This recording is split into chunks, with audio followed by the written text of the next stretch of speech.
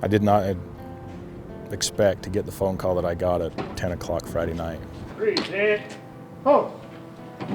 How quickly things can change. And what he was trying to do last Friday night was an attempt to save lives and to save property. It's tough. Eric was loved, and it's affected more people than I could ever imagine. I remember I talked to Eric at the beginning of his shift on Friday, and just kind of had passed some banner across to each other as I went home that night. I did not expect to get the phone call that I got at 10 o'clock Friday night.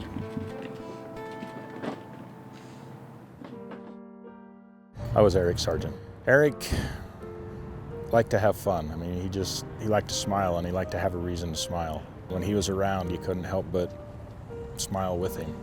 He was a bit of a jokester, kind of a prankster. He did it in a sly way, though. I get to review all their reports, and he was a great report writer, but when it came to accident reports, for whatever reason, he liked to use commas, and most of the time they're improper, so his sentences were all chopped up. So we were joking around about it at the office one day, and I told him that if I laid out all their reports, I could tell just by the way the report was written up that who was the author. Word got back to Eric that I'd made fun of the fact that he overused commas. And so as I looked up the reports the next morning, I got a report that after every single word in the report, it had a comma. That was just the kind of person he was. I mean, that's always the basic answer, that we get into this job because we want to help people, and that's absolutely the truth.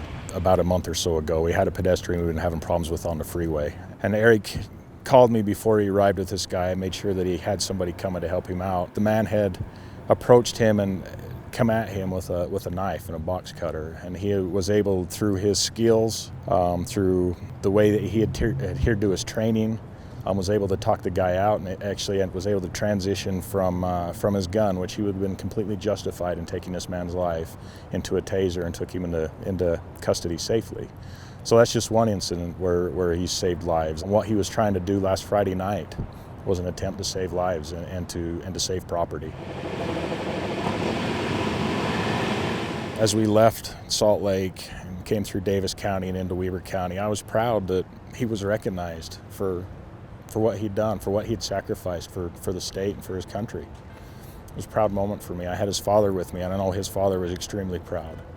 It's heartening, I guess, to see the support that we really do have, as I've seen it over the last week. I know that there's more supporters out there than there are detractors, and that's been neat to see.